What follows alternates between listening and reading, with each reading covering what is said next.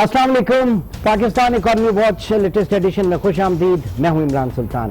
नाज़रीन, इस वक्त जो पाकिस्तान की मईशत पिछले एक साल में जब पाकिस्तान तहरीक इंसाफ जो है उसने हुकूमत बनाई, तब से अब तक जो पॉलिसीज़ हैं इसका ज़रा जायज़ा लेने की कोशिश करेंगे कि इधर ये पॉलिसीज़ इस वक्त जो है, क्योंकि इससे पहले जो हमने देखा वो तो मईशत का बिगाड़ बहुत ज़्यादा था, इसमें कोई शक नहीं कि विरसे में इस हुकूमत को एक बहुत बड़ा जो है वो कर्ज़ों का एक बहुत बड़ा बोझ मिला था। लेकिन पिछले एक साल के दौरान और अब ऑनवर्ड्स जो हमारा एक जो सिमत है, क्या वो दुरुस्त सिमत है या नहीं, और अगर दुरुस्त सिमत है तो इस वक्त जो इतने बहुत ज़्यादा इश्यूज़ हैं, बहुत ज़्यादा प्रॉब्लम्स हैं, वो मैं इस वक्त अगर बात करूं कि जिस तरीके से एक साल के अंदर पॉलिसी रेट जो है वो बढ़ाया गया, शरह सूद जो है वो 13.25% तक पहुंच गई। ऐसे में पाकिस्तान में प्राइवेट सेक्टर, पाकिस्तान में सनतें तरक्की कर पाएंगी या नहीं, क्योंकि अल्टीमेट गोल जो है वो इस हुकूमत का वो यही है कि सनत हिरफत का पहिया जो है वो चलता रहे। साथ ही साथ बुलंद शरह सूद से हमारी इंपोर्ट्स जो है वो बहुत ज्यादा महंगी हो गई, और पाकिस्तान का सबसे बड़ा मसला यह है कि हमारी एक्सपोर्ट्स भी इंपोर्ट बेस्ड हैं, और जो डॉलर जिस तरीके से बढ़ा तो उससे हमारे कर्जों का जो हुजूम था, जो हजम था, वो भी बहुत ज्यादा बढ़ गया है। आज इसके ऊपर हम बात करेंगे। साबिक वजीर खजाना डॉक्टर हफीज पाशा साहब इस वक्त हमारे साथ मौजूद हैं। बहुत शुक्रिया पाशा साहब हमें ज्वाइन करने का। सबसे पहले ये जानना चाहेंगे कि हुकूमत इस वक्त मुसलसल एक जो बात कर रही है, गवर्नर स्टेट बैंक के हवाले से बात करें या हमारे adviser to ministry of finance या वजीर खजाना जो है, वजीर खजाना की मैं बात कर रहा हूं, वो भी ये कि मईशत बेहतरी की जानिब गामजन है। इस वक्त जो इकोनॉमिक इंडिकेटर सामने आ रहे हैं ये बेहतरी की जानिब गामजन है IMF प्रोग्राम के साथ। नाउ हम बड़े कंफ्यूज हैं, थोड़ा सा कंफ्यूजन दूर कीजिएगा। आप किस तरह से देख रहे हैं इस वक्त पाकिस्तान की मईशत को? बिस्मिल्लाह।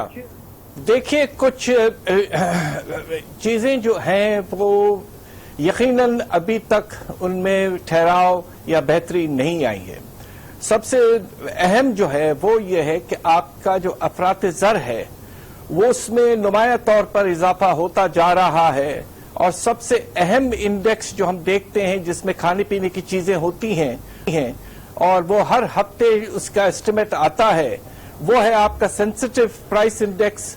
पिछले हफ्ते ये 19.4% तक जा चुका है। ये एक हैरत अंगेज इजाफा है। पिछले 8-9 हफ्ते में ये 12 से 19.4% तक पहुंच चुका है।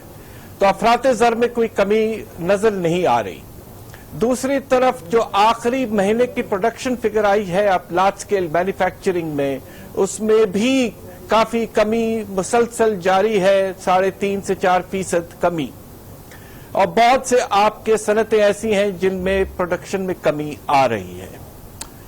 तीसरी तरफ जो चीज परेशान कुन है कि आपने जिस तरह फरमाया कि पिछले साल के जो खसारे हैं, बजट के जो हदफ आए हैं वो बहुत ही ज्यादा परेशान कुन है कि आपने एक रिकॉर्ड डेफिसिट 8.9%, 3,400 अरब का डेफिसिट पहली दफा तारीख में हुआ है।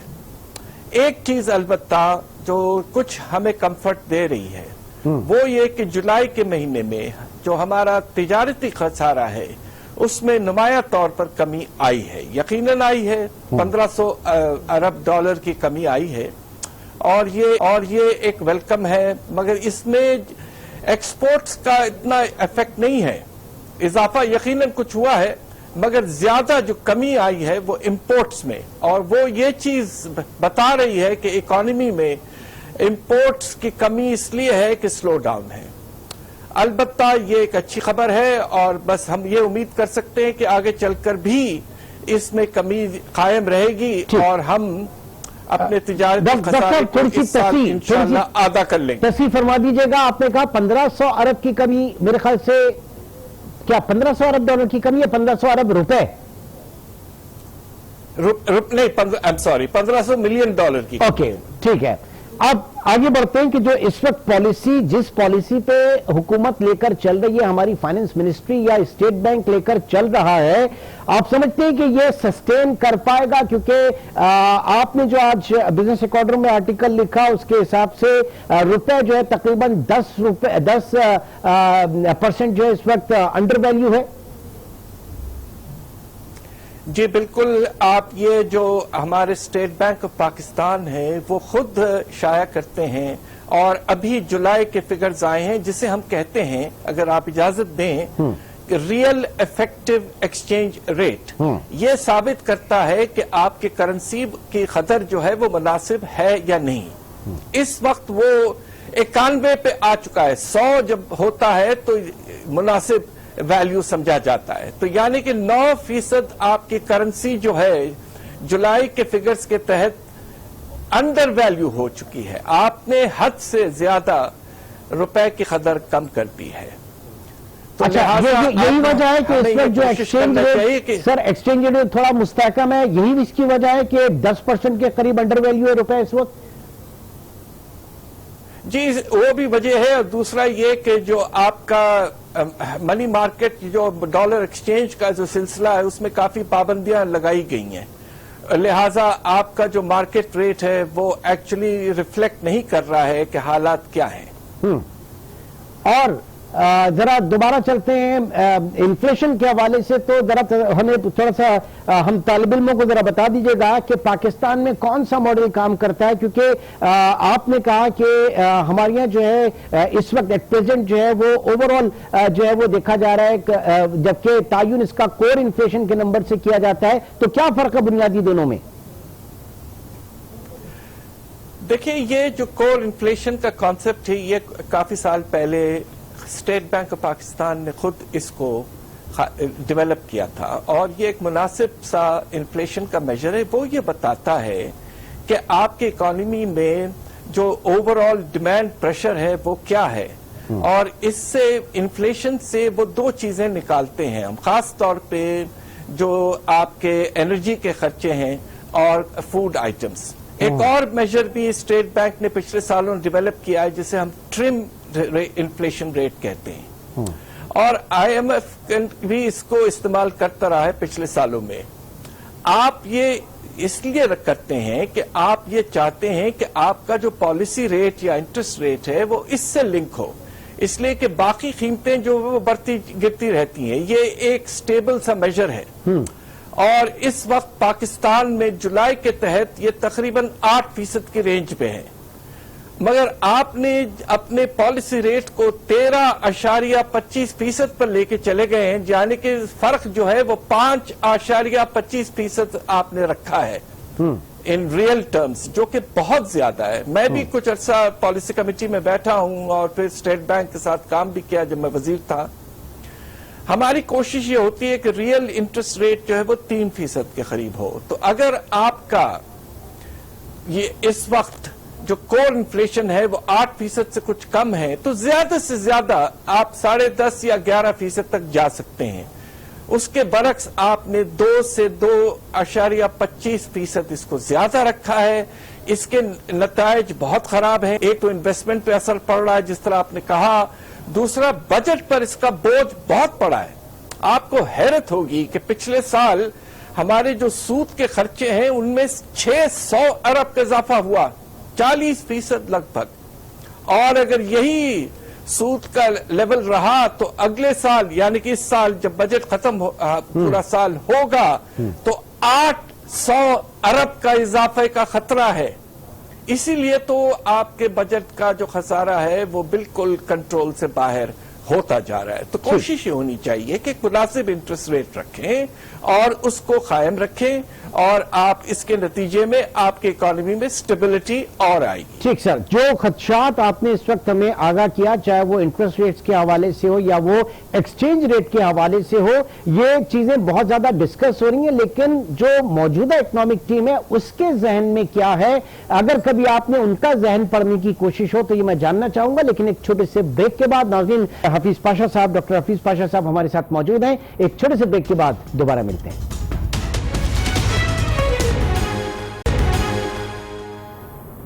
Welcome back. Doctor Hafeez Pasha साहब इस वक्त हमारे साथ मौजूद हैं। डॉक्टर साहब, जिन चीज़ों की हम बात कर रहे हैं, ये तमाम नंबर्स मौजूदा इकोनॉमिक टीम के जहन में है क्या? क्योंकि आज आप काफ़ी सख्त लिख गए हैं बात। आपका कहना है कि वजीर आजम इमरान खान को गुमराह किया जा रहा है। जी सर।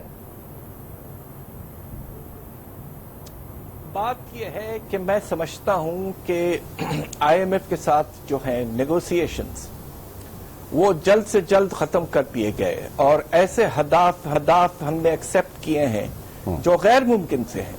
अब आप ये सोचिए कि अगर आप पिछले साल देखें, जो हमारे रेवेन्यूज में जो एक तरह से कुछ कमी आई, उसको बिल्कुल इग्नोर किया गया और आपने एफबीआर के रेवेन्यूज में 44% आपने कहा है कि एक साल में आप इजाफा देखना चाहते हैं। ये गैर मुमकिन सी बात है। दूसरी तरफ आपने ये कहा कि हम डेफिसिट जो है वो तकरीबन, जो से प्राइमरी डेफिसिट कहते हैं, पिछले साल ये 1300 अरब से ज्यादा हुआ है और हमारी हुकूमत ने कहा है कि इस साल वो 300 अरब के लगभग ले आएंगे। ये ऐसी टारगेट्स जो हैं, इनकी हैसियत बिल्कुल खत्म हो जाती है जब इनकी क्रेडिबिलिटी क्वेश्चन हो जाती है। तो या तो आप आईएमएफ से फिर बातचीत करें, नेगोशिएशंस की बात करें, रीनेगोशिएशन करने की कोशिश करें, इसलिए कि प्रोग्राम की क्रेडिबिलिटी जो है, उसकी क्रेडिबिलिटी अगर खत्म हो जाती है तो फिर आपका जो कॉन्फिडेंस है मार्केट में वो कायम नहीं होता है और उसके नतीजे में हालात बेहतर नहीं होते हैं। तो मेरी गुजारिश ये है कि जो आपका जो आउटकम आया है बजट डेफिसिट का पिछले साल का, उसके नतीजे में आपको अपने हादाफ को बदलना पड़ेगा। ठीक। अब सर ये भी फरमाइएगा कि क्या, क्योंकि अब ये बातें हो रही हैं कि प्राइम मिनिस्टर ने एक न्यू इकोनॉमिक स्ट्रैटेजी के हवाले से बात की है, प्लान के हवाले से बात की है, अगले 39 महीने 39 मंथ्स जो हम आईएमएफ प्रोग्राम के अंदर हैं, तो कितनी स्पेस निकल सकती है किसी भी प्रोग्राम के हवाले से या ईजिंग के हवाले से? एक कुछ अगर आसानियां पैदा की जाए, क्या उसकी कोई स्पेस निकलती है, फिस्कल स्पेस? देखिए, ये जो इस साल का बजट आया है 19-20 का, उसमें सिर्फ एक तरफ तवज्जो दी गई है और वो है रेवेन्यूज में बेतहाशा इजाफा, और उसमें कुछ अच्छे इकदाम भी लिए गए हैं। आप डॉक्यूमेंटेशन की तरफ जा रहे हैं जो कि मुनासिब है, मगर इस सिलसिले में आप जो छोटे ताजिर या दुकानदार, उनको तो कम से कम परेशान न करें। जो बड़े लोग हैं, जो जिनके आपके अकाउंट्स बेनामी हैं, इस तरह के जो हैं, उनको आप पकड़ें, उन पे काम करें। दूसरी तरफ यह है कि आपको अब कोशिश ये करना चाहिए कि खर्चों में कमी लाएं। अब मैं आपको हैरत अंगेज कुछ हदाफ बताना चाहता हूं कि अगर आप फेडरल गवर्नमेंट के बजट में से दो जो बड़े हेड्स हैं, यानी कि डेट सर्विसिंग, सूद पे खर्चा, और डिफेंस पे खर्चा, अगर आप ये दो निकालते हैं तो बाकी खर्चे जो हैं उसमें 40% इजाफा बताया गया है। अब आपने ऑस्टेरिटी करनी है। आपने आगाज में कहा था कि हम ऑस्टेरिटी करेंगे। ये कौन सी ऑस्टेरिटी है जिसके तहत आप खर्चों में 40% इजाफा कर रहे हैं, सब्सिडीज, ग्रांट्स, तनख्वाहें वगैरह वगैरह। लिहाजा आपको कोशिश करनी चाहिए कि इकोनॉमी हो। आपने लोगों पर, अवाम पर टैक्स का बोझ हद से ज्यादा डाल दिया है। अब कोई गुंजाइश नहीं कि आप टैक्सेस में इजाफा करें। आपको टाइट कंट्रोल करना है अपने खर्चों पर। कम से कम 500 से 600 अरब की कमी आप ला सकते हैं अगर आप पूरी तौर पे काम करें, ऑस्टेरिटी की तरफ जाएं। ठीक sir, gas infrastructure development cess, बड़ा इसका चर्चा है आजकल और तबातुल से हम देख रहे हैं कि उसके ऊपर हुकूमती अरकान, हमारी इकोनॉमिक टीम जो है उसकी प्रेस कॉन्फ्रेंसेस भी आ रही हैं। 2-3 बड़े बुनियादी सवाल हैं। अव्वल तो ये कि ये जो जीआईडीसी जिस मद के लिए इस्तेमाल हुआ था, ये बना था, पिछली हुकूमत ने भी उसके ऊपर गैस इंफ्रास्ट्रक्चर के ऊपर खर्च नहीं किया, यहां पर भी नहीं हुआ। फिर एक ऑर्डिनेंस की सूरत में इसको नाफिज करना, क्या समझ पाए आप इससे? क्या वाकई 228 अरब रुपए जो है उनसे नवाजा गया है कि चंद लोगों को या सेक्टर्स को? دیکھیے یہ جو گیس انفراسٹرکچر ڈیولپمنٹ سیس اس کی کہانی بہت ہی افسوسناک ہے. جب یہ آیا ہے آرڈیننس کے تحت جس طرح آپ نے فرمایا تو اس کا جسٹیفیکیشن جو دیا گیا تھا وہ یہ تھا کہ جو پاکستان ایران پائپ لائن ہے اس کی کنسٹرکشن پہ جو خرچے آئیں گے اس کو ریکور کرنے کے لیے آپ یہ ٹیکس کلیکٹ کر رہے ہیں. یہ ایکچولی سیس ہے یعنی کہ ایئر مارکڈ ہے, یہ بجٹ میں نہیں جا سکتا. مگر پچھلی حکومت اور اس سے پہلے پیپلز پارٹی کی حکومت نے ہر سال اس کو بجٹ میں لیتے گئے. ایک وقت ایسا آیا جب سٹے آرڈرز آئے تو ریونیو میں بہت کمی آ گئی. اب سوال یہ پیدا ہوتا ہے کہ جو آپ کا ٹیکس جو ایجنسیز کلیکٹ کرتے ہیں جس میں آپ کے فرٹیلائزر فیکٹریز ہیں, آپ کے سیمنٹ ہے, آپ کے پاور سیکٹر وغیرہ, کیا وہ کلیکٹ کرتے رہے ہیں یا نہیں؟ اور اگر کلیکٹ کرتے رہے ہیں تو گورنمنٹ کو یہ پیسہ یقیناً آنا چاہیے. ہمیں یہ چیز دیکھنا چاہیے. آرڈیننس لانے سے پہلے میری گزارش یہ ہے کہ ایک آپ پراپر آڈٹ کرواتے ان سیکٹرز میں اور پتہ کرتے کہ کیا یہ جو سیس ہے کیا کنزیومرز یا ہمارے کاشتکار جو ہیں ان پہ چارج کرتے گئے ہیں یہ کمپنیاں, اور اگر کرتے گئے ہیں تو یہ پورا اماؤنٹ جو ہے اصولاً حکومت کو ملنا چاہیے. اس میں ویور کی گنجائش نہیں ہونی چاہیے. تو لہٰذا اس پر آپ آرڈیننس لا رہے ہیں, میں سمجھتا ہوں یہ نامناسب ہے. یہ سوچی سمجھے آپ کو اسٹیپ لینے چاہیے تھے. آپ آرڈیننس کے نتیجے میں آپ جلدی کر رہے ہیں. اس میں جلدی کرنا میں سمجھتا ہوں نامناسب ہے. آڈٹ کروائیے, پتہ کریے کہ کتنا ٹیکس آپ نے کمپنیز نے اٹھایا ہے, اور وہ ٹیکس گورنمنٹ کا لیجیٹمیٹ رائٹ ہے کہ وہ ان پیسوں کو اپنے بجٹ میں واپس لے آئیں. تو کیا آرڈیننس میں اگر کوئی چیز آ جائے تو سر اس کو وہ واپس ہو سکتا ہے؟ ذرا اس کے اوپر بھی روشنی ڈالیے گا. میرے خیال سے امینڈمنٹ تو ہو سکتے ہیں آرڈیننس میں. ٹھیک, کیونکہ سوال یہاں پہ یہ کہ اگر اسمبلی سیشنز میں آ جاتی اس وقت بھی اس کو ڈسکس کیا جا سکتا تھا. بات یہ کہ نیت پہ شک نہیں ہے, لیکن جو طریقہ کار ہے یا اس کے اوپر بہت زیادہ جسٹیفیکیشن بھی دینی پڑ رہی ہے اس وقت حکومت کو, تو یہ آپ سمجھتے ہیں کہ تھوڑا سا مشکل صورتحال ہے اکنامک ٹیم کے لیے؟ جی یقیناً, اس لیے کہ آرڈیننس جو ہے وہ کچھ پرٹیکولر اسپیشل ایمرجنسی حالات میں نافذ کیا جاتا ہے. میں نہیں سمجھتا کہ اس میں کوئی ایسی ایمرجنسی کا پہلو تھا. دوسری طرف سینٹ میں ابھی تک آج تک تو سینٹ سیشن جاری تھا, اور کچھ دن پہلے آپ کو یاد ہوگا کہ ایک آرڈیننس کو ریجیکٹ کیا گیا ہے. تو یقیناً تھرو ریزولوشن سینٹ میں بھی آرڈیننس پہ سوالات ہو سکتے ہیں اور وہ ریجیکٹ بھی ہو سکتا ہے. ٹھیک, بہت بہت شکریہ. ڈاکٹر حفیظ پاشا صاحب اس وقت ہمارے ساتھ موجود تھے. Thank you very much. ناظرین, جن اکنامک انڈیکیٹرز کے اوپر اس وقت بات ہوئی اس سے یقیناً اگر کچھ اسپیس نکل سکتی ہے, چاہے وہ شرح سود کے حوالے سے ہو, پالیسی ریٹ کے حوالے سے ہو, یا ایکسچینج ریٹ کے حوالے سے ہو, اگر نکل جاتی ہے تو اس ملک میں اکنامک ایکٹیویٹی جو ہے وہ دوبارہ شروع ہو سکتی ہے. ادروائز جو اس وقت اکنامک ٹیم جو جس طریقے سے جو پلان لے کر چل رہی ہے, ہم چاہیں گے کہ ہم وہ بھی آپ کے ساتھ شیئر کریں. اب تک کے پروگراموں اس کے اوپر کافی بات بھی کی جا رہی ہے. انشاءاللہ آپ سے کل ملاقات ہوگی. اپنا بہت خیال رکھیے گا. اللہ حافظ.